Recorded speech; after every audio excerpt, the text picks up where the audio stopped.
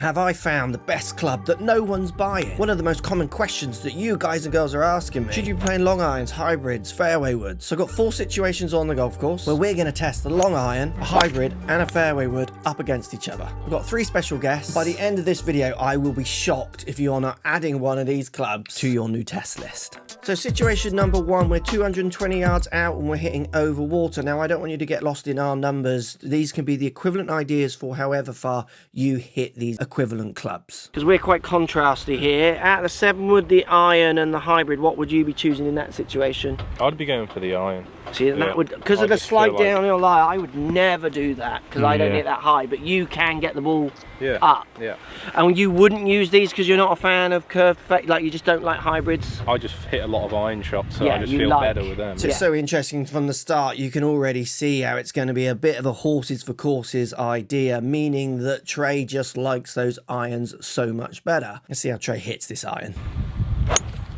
I mean, look at the launch shot. That's a great shot. Yeah, that is a good shot. Boom. That was such a quality iron shot. I would never be getting that iron launching that way. But remember, Trey has so much more speed than me. So I go for the 7 wood. Trey's, isn't it? Oh. Have I done a silly? Have I done a 7 wood silly? I'll show you the results of these shots in a second because we're going to do situation number 2. But the launch of that 7 wood from that lie just blew me away. So situation number 2, we're now in the fluffy rough, and this is a situation where for most of us, me included, the iron now would just become completely pointless. So Matt chooses the hybrid, Pete goes with the 7 wood.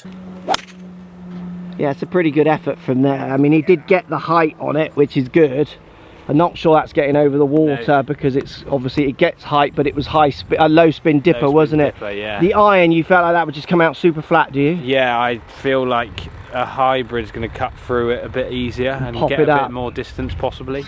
Go on then, Pete. Which one are you going so for? I don't carry a hybrid, and I've always carried either a 2 iron or a 5 wood. So 7 wood makes sense, yeah, probably. This is for me just straight away. I think 7 wood is possibly one of the best clubs that people don't look at. This is such a great club for so many people. Any brand, this is just one I've got sent. It's a newer one, and obviously we'll do a review on it, but it's not to do with the brand, it's to do with the number 7 and the 21 loft. What's interesting is I used to play a 5 wood, and that was 21 loft. Oh yeah, Look at the height. I mean, that's right up there. Good shot, Pete. Oh my god, that is brilliant. Like, you're not doing that with an iron. I need that. Yeah. So I've got a 3 wood and a 5 wood. Oh, well, I'm taking it off you. But I think this is a conversation that's got to be for everybody. What's really interesting in the dry data, so your fitting situation, is the launch angle with all 3 clubs is pretty much identical. When we take it out on the course, as you're already starting to see, that's not quite how it plays out. You can see the fairway wood does put on in distance 210 to 203 to 200, where the iron and the hybrid basically come out the same. What is interesting with the 7 wood is it's longer in length, so the potential to hit the ball further is there, which for some people I think is good. It could blend that club really well into your bag, but at the same time, it could be a little bit too long. Let's show you where these shots have all finished.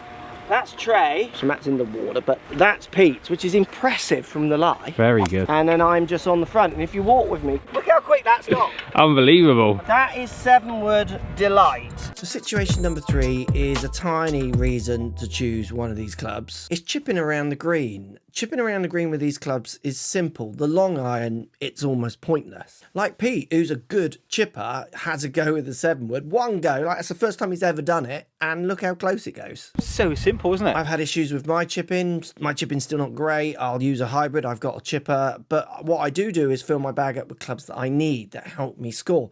Let's not let our egos get in the way. If the 7 wood is helping us in many situations, and even if this is just one small situation, just use it. Just shoot lower scores. So the final situation is the teeing ground. Now, we do come across a few issues when we think about the teeing ground, depending on the speeds that you apply. Also, how you would deliver the club, those kind of ideas. They can go very high. Yeah. Lots of situations on the golf course is just reduced. They're stealing launch from me. It's just taking it away from me all the time. So I'm like trying to put it back. Yeah. Someone like Trey, he's got ample launch, so he's actually almost trying to get more penetration with shots. I stand on this tee and think, yeah, well, the iron now makes sense with ball in hand. Yeah. but I'm just going to hit this shot so little amount of times. I can't.